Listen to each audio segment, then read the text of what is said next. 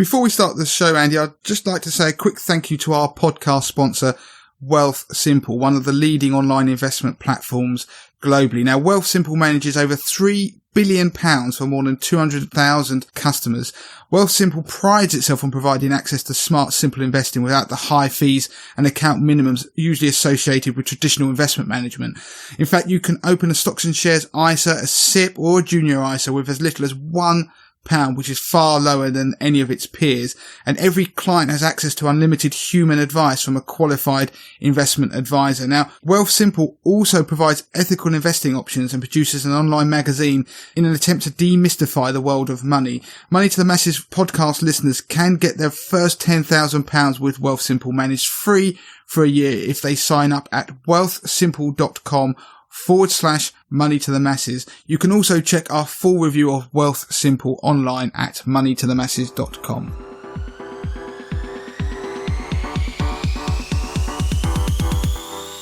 Hello and welcome to episode 269 of the Money to the Masses podcast with your resident expert as always, Damien Fay, and me, Andy Leaks. Damien, welcome back. How are you doing? Yeah, I'm good, Andy. It's been a very up and down week. Well, for personal reasons, which I might as well mention. There's nothing wrong with it. But unfortunately, we had a funeral in the family this week. In fact, it's the second funeral that we've had, unfortunately. I mean, we didn't mention it on the previous podcast. I'll briefly mention it now. But a good friend of mine and yours, Andy, in fact, passed away due to the coronavirus in the last few weeks. Dean actually was an old work friend of ours at the place that me and you first met. Actually, he was a good friend and he helped a number of listeners and readers with their mortgages. So there will be people out there who listen to the podcast or read Money to the Masses online and may have had some interactions with Dean. So that was obviously quite sad. So that was actually this last week, but of course into this week, then a family member had unfortunately passed away as well. So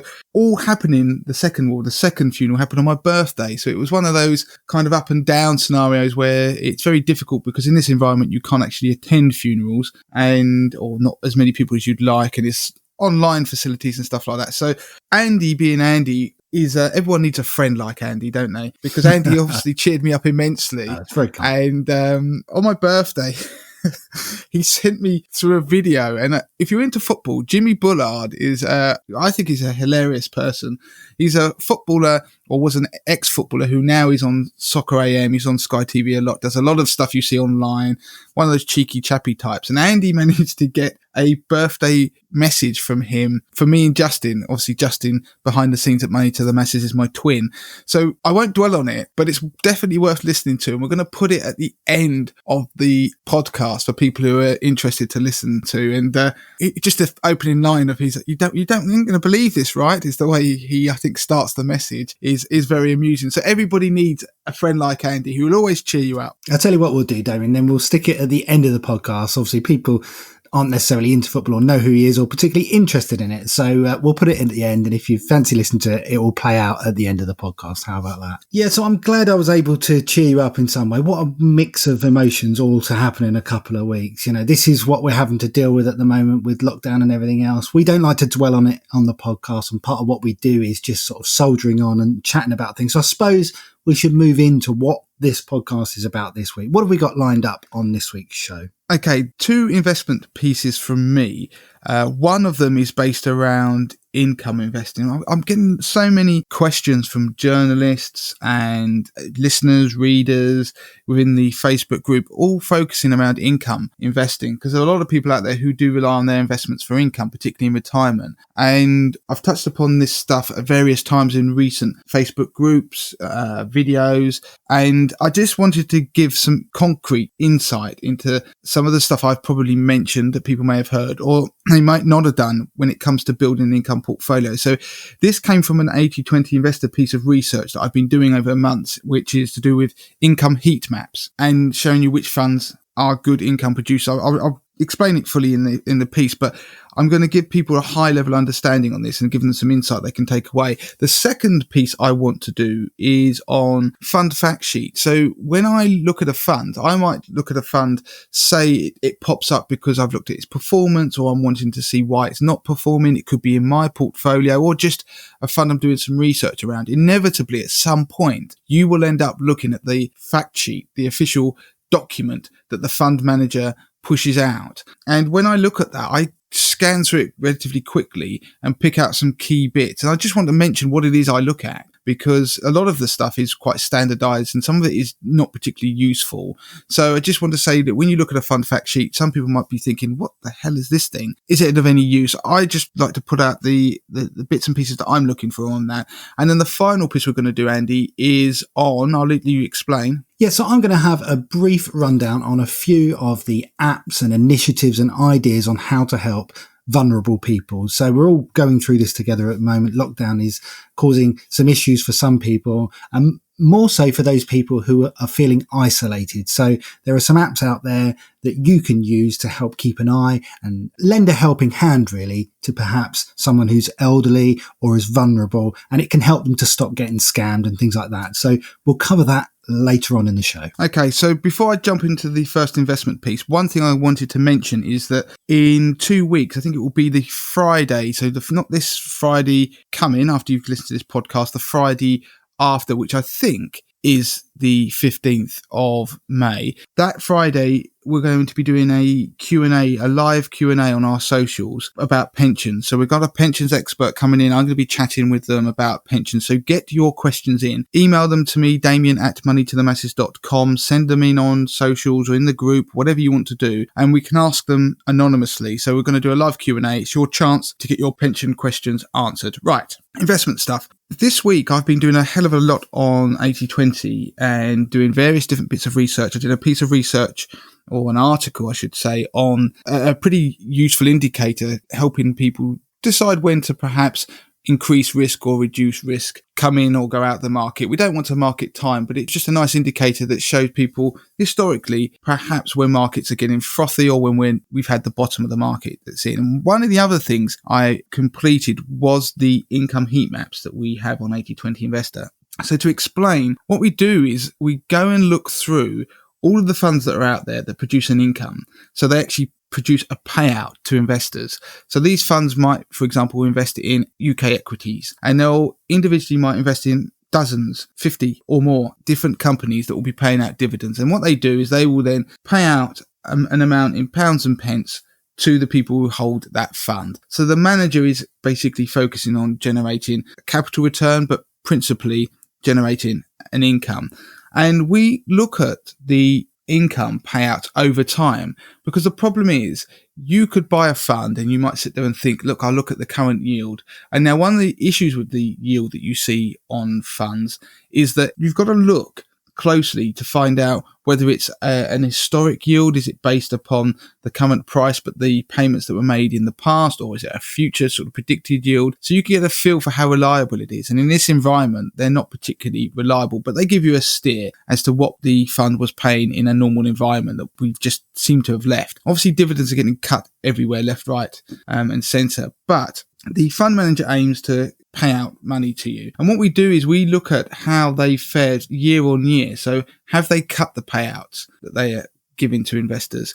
So have they been able to produce a steady income stream, and more importantly, an increasing one? Because if you're going to be relying on your investments for income, you want that income to go up over time because inflation's going up. There's no good you being paid out a certain amount in today's money, and then in 20 years' time, you're still being paid out perhaps £5,000 a year, and £5,000 in 20 years' time isn't going to be worth anywhere near what it's worth in today's money sort of purchasing power. So we analyse all those funds and we highlight year on year what the funds do, whether they increase payouts, keep them the same, or decrease them. It takes a lot of work to do it. We look at the current yields, we look at the growth rates over recent history. But over time, we expanded these. So we did it on the UK unit trust universe for the equity income funds. We did it on global, because one of the important things is to diversify your portfolio. If you want to get income, there's some great opportunities elsewhere in the world. I mentioned on a Facebook Live video recently about Japan. They're very cash rich. Their companies are very conservative, but that means they're more likely to be able to pay sustained dividends in the near future, whereas Western companies may struggle. We then expanded it into investment trusts. Now, investment trusts are brilliant vehicles for income production because the way they work, they can actually retain back some of their income from year to year to smooth out those income payments. Unit trusts can't do that. So it means that you get some very good income streams from reliable income streams from investment trusts. So if we're talking about equity income investment trusts in the UK, maybe over in Asia, globally. So investment trusts that invest in equities are very good. The ones that are focused on producing income are very good at producing reliable income streams.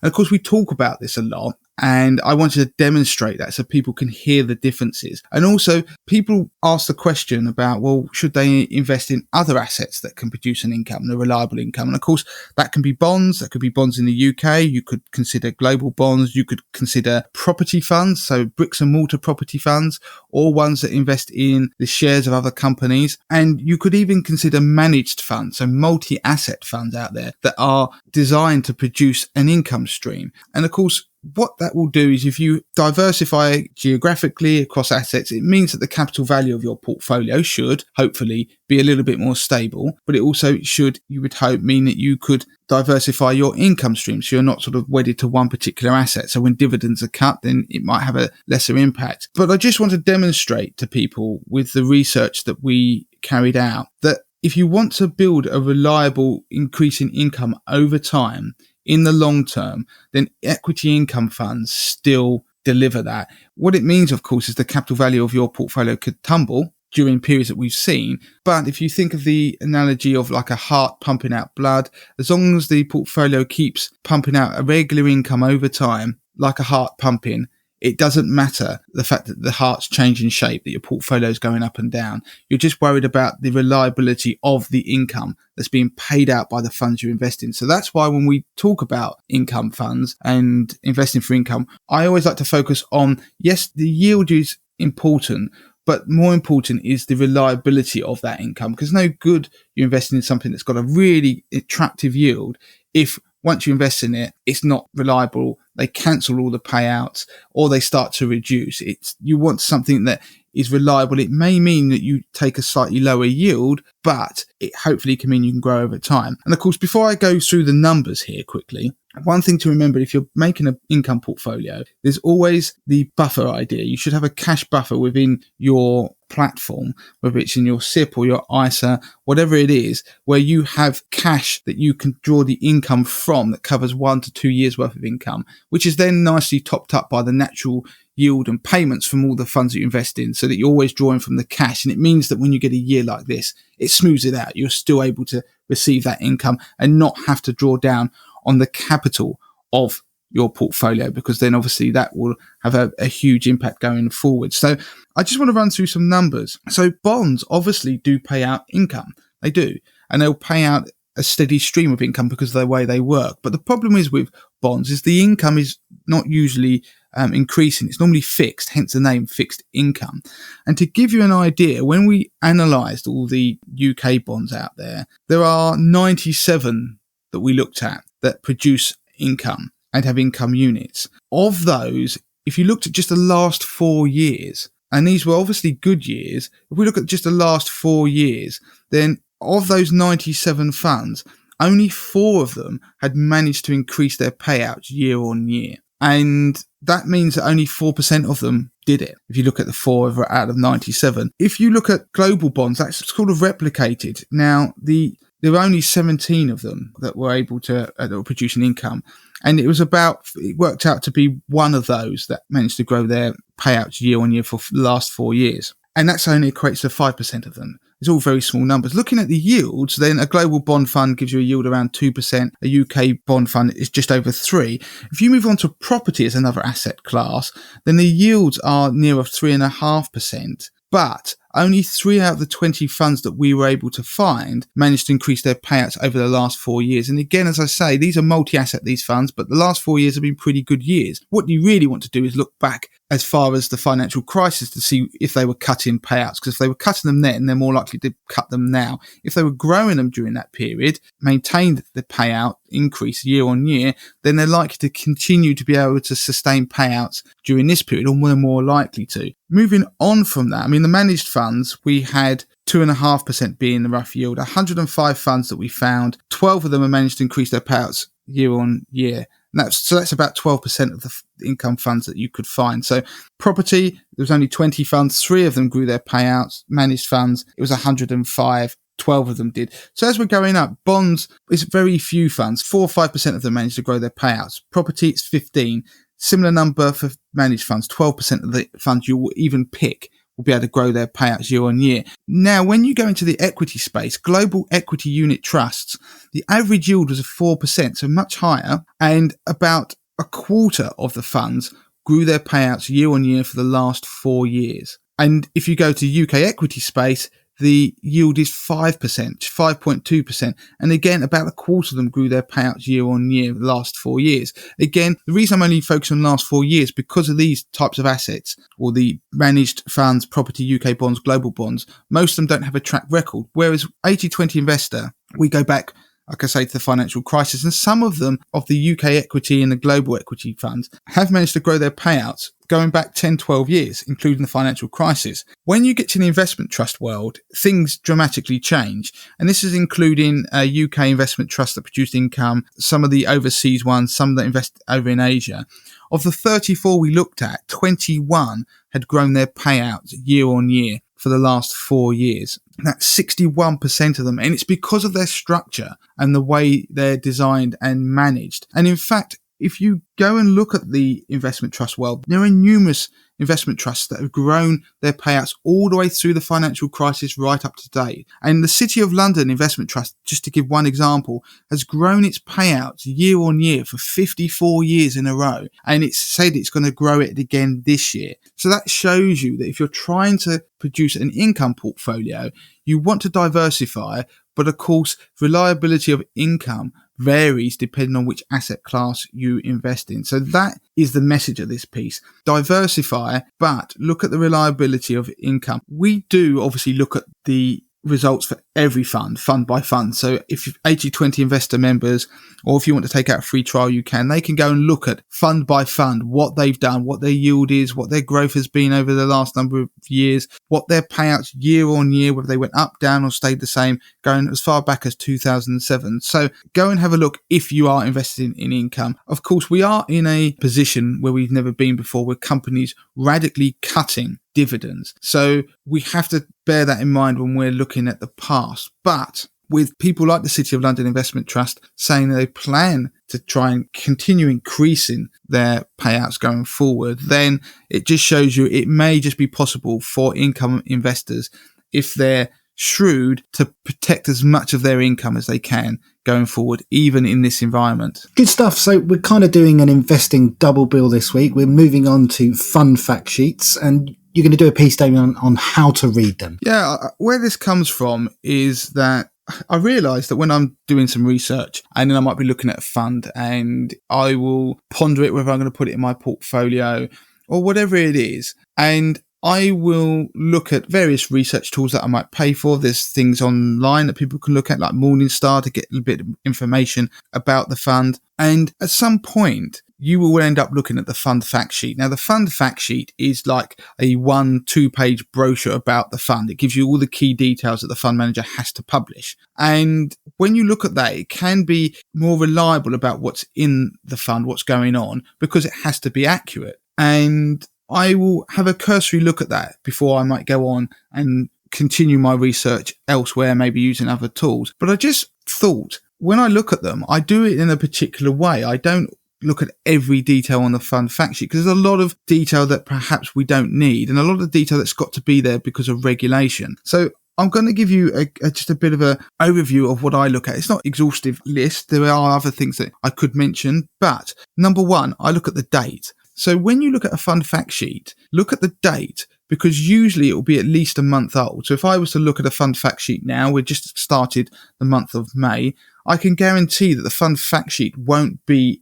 up to the end of April. It'll probably be, if we're lucky, at the end of March. Now, they need to be kept up to date by the fund managers, but they're always, of course, at least a month old. So any information that you have on there will be slightly outdated. In terms of positioning, they don't tend to vary their portfolios hugely from month to month, so you can still, to a certain extent, rely upon it. And a lot of the data you see out there from third-party research companies use the information that comes from those fact sheets anyway. So they don't have anything that's necessarily more recent than what's on there. So have a look at the date of the fact sheet. Of course, you can go and get better and more up-to-date performance numbers and figures and charts from your platform that you use. Don't rely on the fund fact sheet performance data. I will just use a platform I use or something like Morningstar, whichever your choice of research platform, to look at the performance and the comparison. So I'm normally looking at it and thinking, right, what's the date? What's the aim of the fund? Read the spiel about what the fund's trying to do. It's all normally very standardized. I might have a quick look to see if there's a comment from the manager. Some fact sheets do actually have a commentary from the manager to talk about things they are doing or what they might do. Not always that useful. It's a little bit of a PR exercise, but it can give you some insight. The biggest thing that I look at a fund fact sheet for is the positioning of the portfolio, but in particular, I focus in on the sectors that the fund invests in. And by this, I mean things like it might be consumer discretionaries, it might be technology stocks, it might be consumer staples, it might be utilities. There are different sectors that the shares they invest in, where they fall. And to me, that's quite interesting because as a general level, it might give you a clue as to why a fund has performed as it has during perhaps a period of volatility like we've just seen, or might give you a hint at how it could perform going forward. Of course, there's going to be the company specifics of the stocks they invest in. So then I might look across onto their top 10 holdings just to see what are they invested in? Because if you've got a lot of funds or a number of funds in your portfolio, you may find that every fund that you're buying is just investing in Apple, or it might be just investing in Amazon. And so they take up a bigger and bigger chunk of your portfolio. Now, some platforms will show you your portfolio, what percentage a particular stock makes of your portfolio when you've got it all together. That's useful. But it helps you look to see, are the funds that I'm investing in different? Because it gets to a point, if you're investing in funds from the same sector, when I've done the numbers, statistically, once you get beyond about 3 to 4 funds from the same sector, the benefits of having them starts to diminish. They actually just start replicating each other. So you would really want funds within a portfolio that are going to behave differently. So that will give you an insight. Now, if you go back to podcast 237, I talked about investing based on economic cycles and business cycles. And I listened to it today, and it is fascinating. If I say it, that sounds a bit self-congratulatory, but it's not meant to be. It's just talking about the different cycles and how different sectors perform. And funny enough, in that episode, it was back in September 2019, I talked about the current environment that we were in or approaching, which was one where growth is slowing and inflation is slowing, and basically the end of the cycle, as they call it. And I highlighted as that you might want to be underweight equities. It's likely to be a market crash, but also highlighted the sectors that tend to do well: healthcare, consumer staples, so the things that we have to buy, not the discretionary stuff like handbags or whatever we want to buy, the stuff that we need to live and carry on our normal day, so toiletries, all those sorts of things. Utilities, these are all sectors that I mentioned that tend to do well, and lo and behold, we've now hit that environment big style. We're entering recession, who knows, depression, and so we have got a very aggressive form of that cycle. And so all those sectors that I've mentioned, utilities not so much, but the others are the top performing sectors bar none in the recent sell-off. So it just shows you that you can look at cycles and look at the sectors that the funds invest in and see which should be doing well and which shouldn't. Technology is one that shouldn't do particularly well in this environment, but it has done. And it'll be interesting to see whether that continues to play out during the next couple of months, and until we get out of this cycle and we get into the new stage where we start seeing economic growth, because that's when we start to see tech doing really well. So the early stage cycle, during those cycles, for example, financials, real estate, consumer discretionaries, technology, industrials, materials, these are sectors that do well in those environments. So as we move into that environment, or the market thinks we've moved into that environment, those are the sectors, when you look at your fund fact sheet, that will do well. So if you just look at it, looking at the sectors can give you a steer of where you're investing and what kind of economic backdrop you're kind of betting on if you hold that fund. So if you're holding one that's got healthcare, consumer staples, you're betting that the market is probably going to be in a late cycle recessionary environment for some time. So that's why I like to look at the sectors. At the same time, I like to look at the geography, the geographical split. Where are these funds? And often, if you see that they're invested overseas, then I want to know, is the fund currency hedged in any way. Often it's not, because it costs money to hedge a fund, but it should tell you if it is. It's not about whether the fund is priced in the currency. That makes no difference, actually. When you do the numbers, it cancels itself out. I won't go into detail, but what you want to know is what are the assets that they hold, what currency exposure is there, and you will see if there is a currency exposure. So if they're invested in US equities but they don't hedge, then they're going to have a currency exposure. So they are the main things I quickly look for, so I can try and get a feel and understand what is driving this fund. So if you go and look at Fundsmith's equity fund, now that's probably one of the biggest funds out there at the moment, and you do what I just said and you go through it, the first thing, without looking at the performance, you will notice that they're investing in tech, they're investing in consumer discretionaries, and they're also investing in healthcare. They're the biggest sectors for that fund. And so you'd think, well, that must have done quite well because it's in sectors that have done well. It's got some currency exposure because the dollar has obviously rallied, the pounds has fallen. And then before you even look at the performance data, you can sit and think, I think this fund should have done quite well in the recent sell-off. And lo and behold, when you look, it's outperformed most of its peers and has done very well. So also look at the benchmark. So every fund will pick a benchmark that they are comparing their fund to. They'll also talk about the overweight and underweight. So you can sit there and see, well, is this fund making a bet on a particular sector or not? Or is the exposure, for example, to technology seems quite a bit, but is it just in line with what everybody else is doing? So it's not making a particular bet. You'll see the number of holdings, potentially the turnover, how much the fund is different from others within its peer group. So that active allocation is quite interesting. Most don't really show it, to be honest with you. Fundsmith do. So it's a way of seeing, is this fund doing something different? If you see a fund with very few holdings, there's a low turnover, so they are fairly consistent from month on month, then it means that it's probably high conviction. And so the manager is backing his conviction. So that's a good way of seeing, where does this fit in my portfolio, if you want to drill down to that level. I do occasionally look at the size of the fund, not because I think big is best. Sometimes big actually means the fund closes, but just to see if the fund is small. If it's very small, then it might get swallowed up by one of the other funds within its stable, so from the same fund house. Or it could be a sign it's not particularly loved by the management group, and perhaps the processes aren't really there for some of the bigger funds with all the analysts and stuff within the same fund house setup. Fund management tenure, you can sometimes see that. I'm not particularly bothered by that, but if a new fund manager has just come along, then it may be food for thought. And cost, I mean, the idea of the cost of the fund, you'd sit there and think, well, that's got to be number one. You look at that first, surely. And of course, while the costs are important, you have to realise that the fund costs you see on the fund fact sheet aren't the costs you will end up paying, because you buy them via a fund platform. The cost you pay will be greatly reduced because they'll have negotiated discounts in most instances. So go and look at the fund platform for the cost. So hopefully that gives you an idea of a starting point when I look at it, a fund fact sheet, where I quickly go through, scan through, look at it and think, yeah, I get a feel for this fund. I think I can get a feel for how it's going to perform, what its strengths, weaknesses could be, and then I can take my research on from there. Good stuff. And so the last piece of the podcast was something I was going to quickly cover regarding vulnerable people and how we can help them. And I suppose these last couple of months have really highlighted how vulnerable people can be. And I spotted in the news there's a couple of apps that are in the early stages of development. They're in beta mode at the moment, which means you can sign up for them and you'll be one of the first to be able to take advantage of these. Now, these are apps where you can help vulnerable people, whether it be elderly or people who have financial issues, whether it's problem spending, gambling, things like that. So we'll go through them really quickly. The first app that I wanted to highlight, because I think it's doing a great job in what it does. It's the only one that does what it does. And that's an app called Calgira, and it's been designed to help prevent fraud for older people and vulnerable people.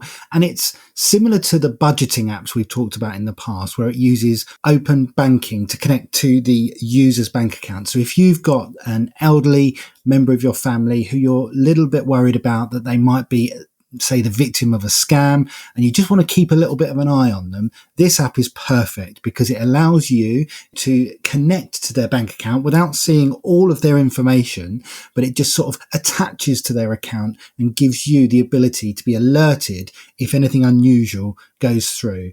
So it's a web-based app, and it spots unusual activity and can help vulnerable people, you get a little alert and you can give them a call, or you can drop round safely at a distance and ask, was this you? Have you been scammed? I like that. I just think that technology, some people think technology can be intrusive, but I think from that point of view, this is one of those examples where technology can be very useful. So it sits in the background, almost passive, and doesn't interfere, but it helps you to protect people who could be, like you say, vulnerable. I like it. I think it's a nice idea that we're getting these solutions that are trying to solve problems that actually exist in the real world. That with particularly elderly populations, we're all getting older. Our elderly population is only going to grow, and therefore I think there's going to be even more opportunity for scammers, and we've seen it. The number of scams are increasing, particularly surrounding pensions and stuff like that. And in this coronavirus environment, I like it. I think these things should be applauded. So hopefully it continues and it gets the recognition it deserves, assuming it actually turns into something that's very good. So there's one other app that I'd like to highlight, but before I do that, because it's slightly different, while we're talking about vulnerable people, there are a couple of other things that you can do while we're waiting for this beta app to really sort of kick in. If the vulnerable person isn't already on the telephone preference service list, make sure that you do get them on there. You can put mobile numbers on, landline numbers, and what it does is it stops a lot of those nuisance calls. That will screen out sort of 60 or 70% of nuisance calls, sales calls, but you're still at risk of getting the scammer calls, but it provides some sort of protection. Another thing you can do is you can register that person with Royal Mail to opt out of the door-to-door mailing list. Now, the door-to-door mailing list is those extra bits of post that the postman drops through your door that hasn't got your address on it. So marketing companies will often use Royal Mail as a sort of a leaflet drop service. They'll pay a fee and they'll drop a leaflet to everyone. Well, you can actually be a part of a list that will opt out of that service. You'll still have to receive the stuff that's addressed to you. So you'll still get marketing information. Crucially, it will only be for people who actually know who you are, your name and address. So you won't get the sort of door-to-door drops. Of course, that doesn't stop anyone else being able to put stuff through your door, but it's something at least. Moving on then to the other app that I really like, and it's an app called Toucan. Again, it's in the early stages, so that's Toucan.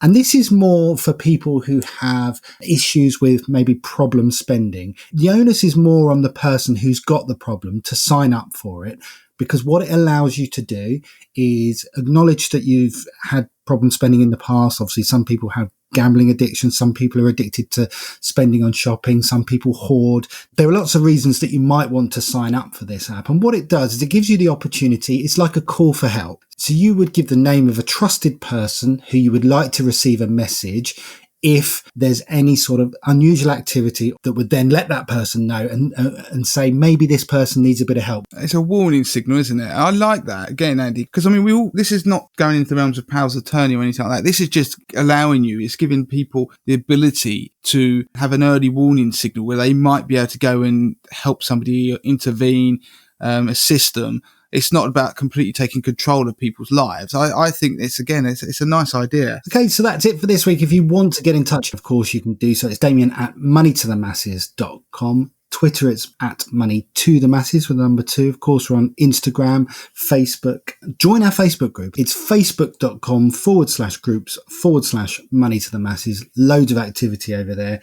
And we had lots of people reviewing the podcast, asking if it's mug worthy. We've dished out some mugs, Andy, haven't we? Yeah, we have. And well, we've not actually sent them. We've agreed to send them. So we're making promises that I hope we're able to keep once lockdown is over, but we won't forget. So if you want to leave a review, that would be great. And get in touch. We're feeling very generous, and so it may be mug worthy. And don't forget, leave a review, like I said, but also listen to my birthday message in the closing part of the show. Hey, what better time than to play it out now? Here we go. You wouldn't believe this. I just left you a message, Damien and Justin, but I didn't press play. I've just been talking. I've just pressed play. It just started now. Anyway, Damien and Justin, Jimmy Bullard here, 2 twins. I hope you're both well. You just turned 42. Wow. What am I? I'm 42 this year. Can you believe it? But you don't look as trim as me, Perry. Just look at that. 2 Tottenham fans as well. God, dear, oh dear. I bet you get up to all sorts. My mate's just got a pub actually on the end of White Hart Lane. The old pub where the girl out of EastEnders used to work. Anyway, it's another story. Says here, memories of White Hart Lane. Can you give us any? I always remember, well, when I first signed for West Ham, that was my second. I was on the bench for West Ham as a kid, 19-year-old. I was on the bench at Anfield. The following week, it was White Hart Lane. And David Ginola was playing me as. What a player he was. I think he bent one in the top corner that day, actually. He's ridiculous. What a good-looking man. So there you have it. I ain't got too many memories of White Hart Lane because I played in... Actually, I played a few times there, didn't I, for Wigan and Fulham, actually. Yeah, I love going back to the big grounds. You know, White Hart Lane, being a London boy, massive ground. Absolutely loved it. But there you go. There's a little look back at my time at Tottenham's ground, White Hart Lane. It ain't there no more, is it? You got the big new... Oh, you'll be loving that, wouldn't you? A couple of my mates of the producer at Soccer Am, actually, Darius. He's a big Spurs fan. He keeps saying that he's going to take me up there. So when we get back up and running after this crap, see me on the terraces at the Spurs. Come and say hello, boys. Have a great birthday, guys, and I hope all is going well at the Money to the Masses. Good luck to yous. Damien and Justin over and out, Bulldog. Laters. Do you know what? Jimmy Bullard makes me laugh so much. He's the sort of guy that says whatever comes into his brain. It's like a constant stream of thoughts, isn't it? There's no filter, which is what makes me laugh. And I thought when he played football, he was hilarious. He was just seemed to play football with a smile on his face. So, yeah, thanks for that, Andy. I think... It is my pleasure. Right. I just love the beginning. You aren't going to believe this, are you? Right, anyway, until next week.